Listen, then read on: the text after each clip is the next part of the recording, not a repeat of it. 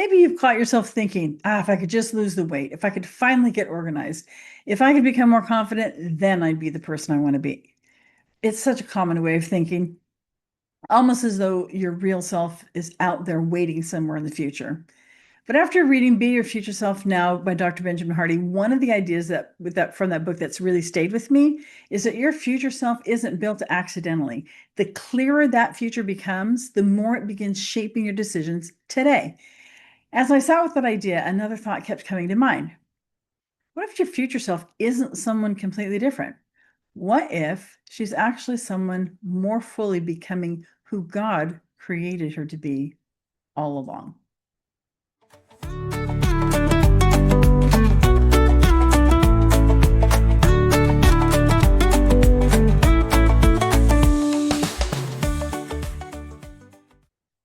Hi, and welcome to this week's episode of The Nourished Life for Christian Women.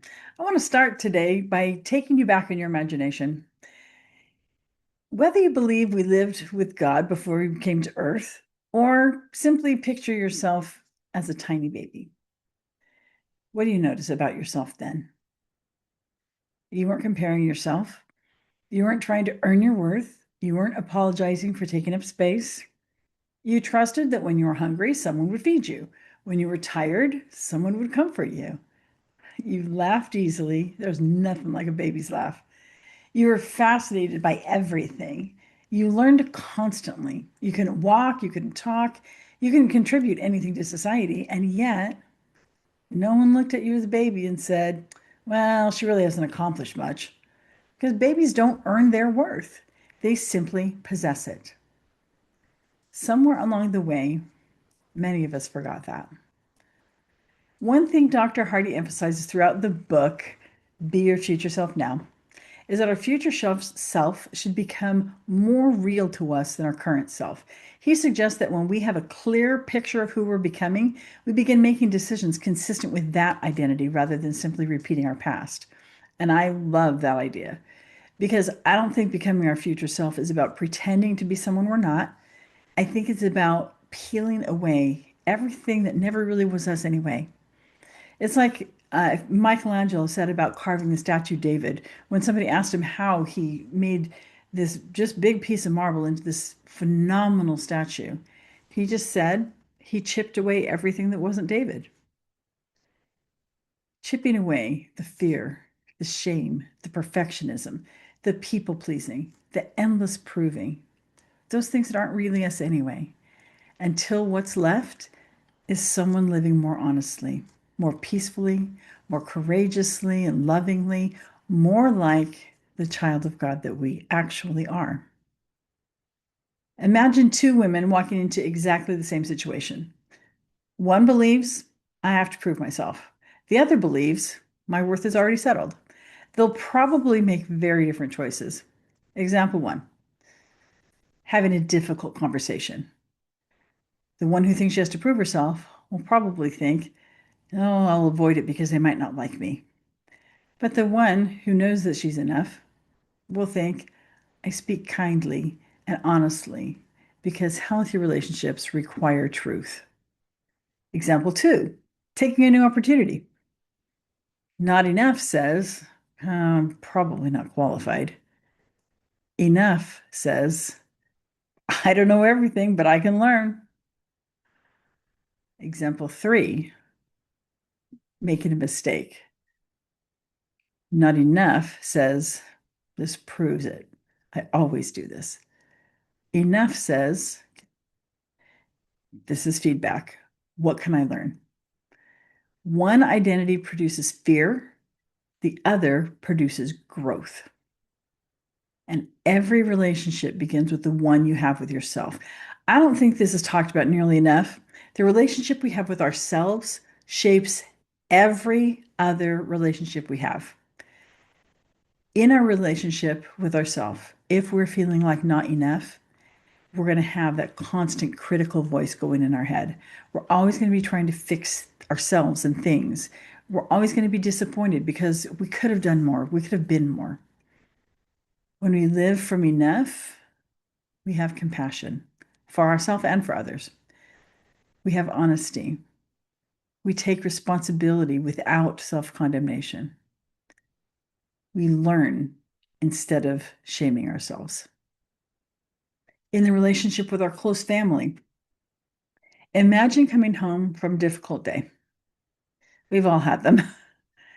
Not enough says, oh, makes us be defensive. We're going to put up our walls and we're going to fight for ourselves. We're going to be short-tempered. We're going to need reassurance. We're going to try to control everyone else's mood. When we're living in feeling like enough, we can apologize without getting defensive when we need to. We can take the time to listen. We can extend grace to others and to ourselves. And that grace comes because our identity isn't hanging on being perfect. It affects our relationship with coworkers and friends.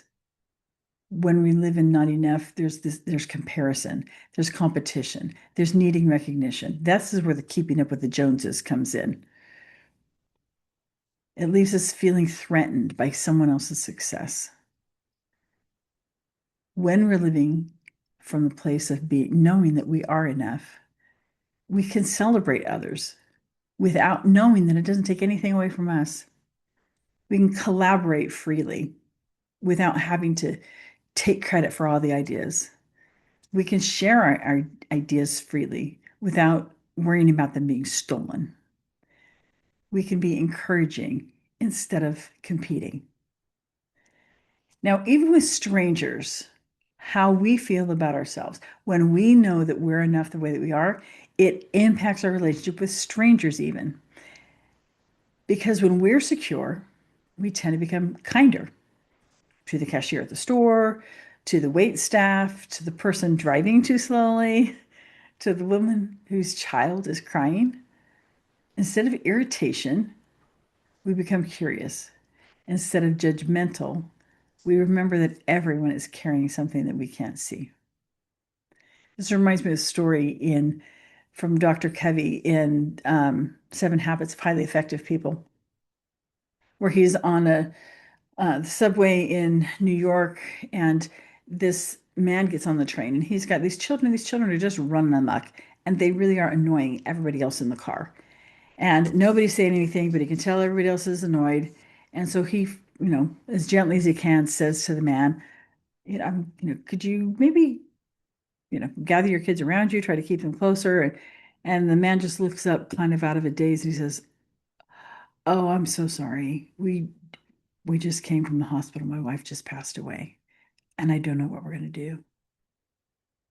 Instantly, his attitude changed from being annoyed to having compassion. Everybody else in that train car felt the same thing. No judgment, remembering that everyone is carrying something that we can't see. When we are secure in who we are and that we're enough just the way that we are, and we're a work in progress, we see others through new eyes. When we trust our own God-given worth, we stop needing everyone else to prove theirs. Think about that. If I no longer need to earn my value, I no longer need to rank yours. I don't have to compare, compete, judge, or keep score. Instead, I can begin seeing people the way Christ did, not simply for who they are today, how they're appearing right now, but for who they're becoming, who they really are, sometimes before they can even see it themselves.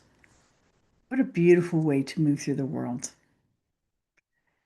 Maybe becoming your future self isn't about becoming somebody entirely different. It's about remembering who you've always been beneath the fear, beneath the striving, beneath the labels, before all the things came along in life that caused us to put up those walls, that caused us to develop those defensive behaviors, that caused us to feel like we had to prove ourselves, we had to protect ourselves. Beneath all the voices that taught you your worth was dependent on your performance, Dr. Hardy reminds us that a clear vision of our future self changes our present. The gospel reminds us that our truest future is found in becoming more like Christ. Those two ideas fit together beautifully. The more clearly we see who God created us to be, which is found in our past self and in our future self, the more today's decisions begin reflecting that identity. Not because we're trying to become enough, but because we're finally beginning to live like we already are. So tonight, before you go to bed, ask yourself two questions. Who was I before the world taught me to question my worth? And who is God patiently helping me become? You may discover those two people are much closer than you ever imagined.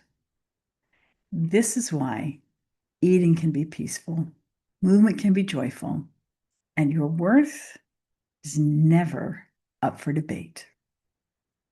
See you next week.